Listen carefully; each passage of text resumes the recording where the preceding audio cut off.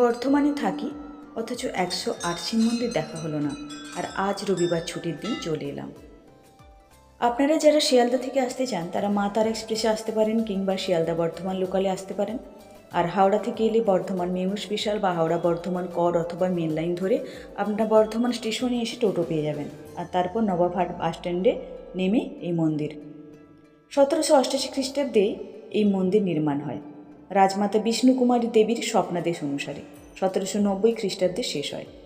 রাজমাতা বিষ্ণুকুমারী দেবী স্বপ্ন দেখেছিলেন যে তিনি 108 শিব মন্দিরে ঘুরে ঘুরে পুজো করছেন।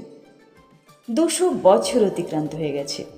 1974 খ্রিস্টাব্দ থেকে এই মন্দির রাষ্ট্রীয় বোর্ডের আন্ডারে আছে। একটি জলাশয়কে কেন্দ্র করে আয়তক্ষেত্রাকার এই মন্দির চারপাশে সত্যি মনোরম পরিবেশ। এখানে টিকিট কাউন্টার রয়েছে, 2 টাকা করে টিকিট কাটতে হয়। 2 টাকার টিকিট কেটেই আমরা জুতো রাখতে গেলাম, ওখানে 1 টাকা করে নেওয়া হয়।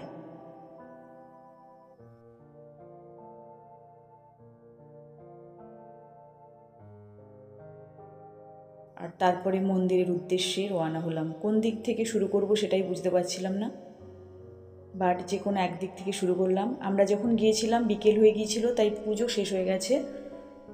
আর সেই জন্য আমরা দর্শন করে একটার পর একটা মন্দির অতিক্রম করতে লাগলাম। সত্যি মহাদেবের ইচ্ছে ছাড়া কখনোই কিন্তু এইভাবে আসা হয় না, হবেও না। আর সেটা নিশ্চয়ই মহাদেবের ইচ্ছে হয়েছে, তাই আজকে মন্দির দর্শন করতে এলাম। দেখলাম যে রঙের কাজ চলছে, বাঁশের ভেড়া বাঁধা। মন্দিরগুলো একই উচ্চতায় অবস্থিত, একই ধরনের গড়ন।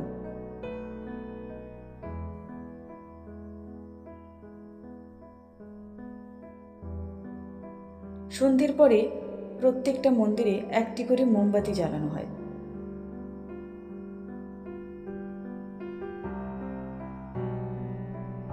মুগ্ধ হয়ে দেখছিলাম আর ভাবছিলাম যে একটি মন্দির আরেকটি মন্দির থেকে যে আলাদা, সেই যে মন্দির আরেকটা মন্দিরের মাঝখানে যে ফাঁক, সেটাও ঠিক একই রকম। শীতকালে অপরূপ সৌন্দর্যের বাগান, বাগানে অনেক রকমের ফুল ফুটেছে। আর মাঝখানে যে জলাশয়টা দেখছেন, এই জলাশয়ের জল নিয়ে শিবের মাথাতে ঢালা হয়। শ্রাবণ মাসে 7 দিনব্যাপী যখন মেলা হয়, তখন এই পুকুরের জল নিয়ে এই শিবের মাথাতে ঢালা হয় এবং বিরাট উৎসব হয়। ধর্মীয় সাংস্কৃতিক নানা রকম উৎসব হয়। আতপ চাল ঘিগুড় দিয়ে শিবের নৈবেদ্য দেওয়া হয়।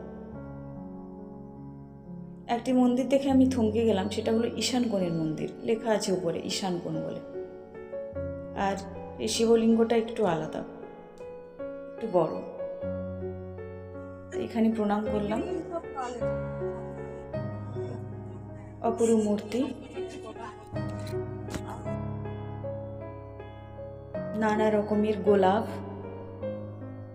এবং অন্যান্য ফুল দিয়ে সাজানো বাগান, চন্দ্রমল্লিকা, ডালিয়া, আরও কত কি।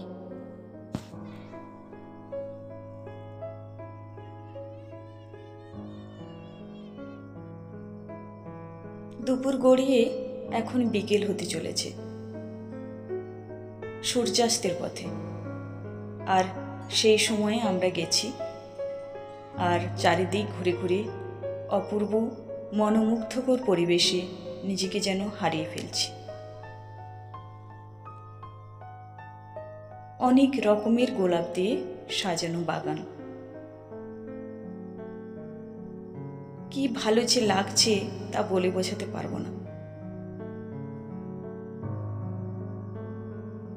বাগান দেখতে দেখতে মুগ্ধ হয়ে আমরা এগিয়ে চললাম সামনের দিকে।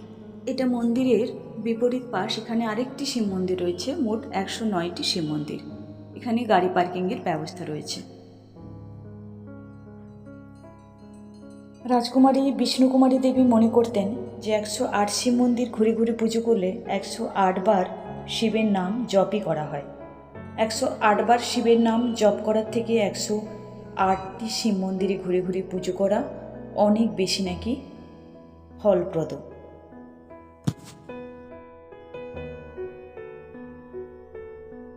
সন্ধ্যের সময় হয়ে এসেছে, আর এই দেখুন, সন্ধ্যের সময় এলেই প্রত্যেকটা শিবলিঙ্গকে এই কাপড়গুলো দিয়ে ঢাকা দিয়ে দেওয়া হয়। এটা আরেকটি বাগান, এখানে শুধুই গাঁদা, নানা রকমের গাঁদা।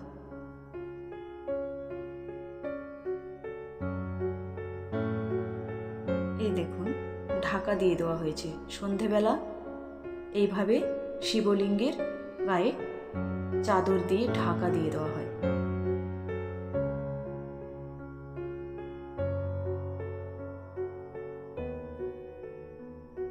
সাতটা বাজলেই মন্দির বন্ধ হয়ে যাবে। সকাল 6টা থেকে 1টা, সকাল 7টা থেকে 1টা, আর 3টে থেকে 7টা খোলা থাকে। আর এখানে মানসিক পূরণের জন্য সুতো বাঁধার ব্যবস্থা রয়েছে।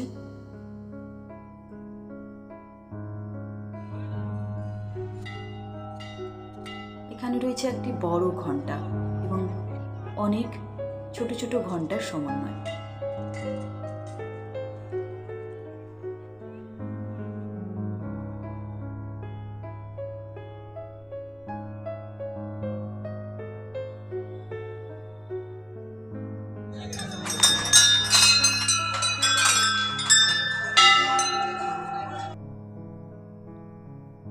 এটি হলো শিবের পরিবারের একটি চিত্র, যা খুব সুন্দরভাবে এখানে রয়েছে।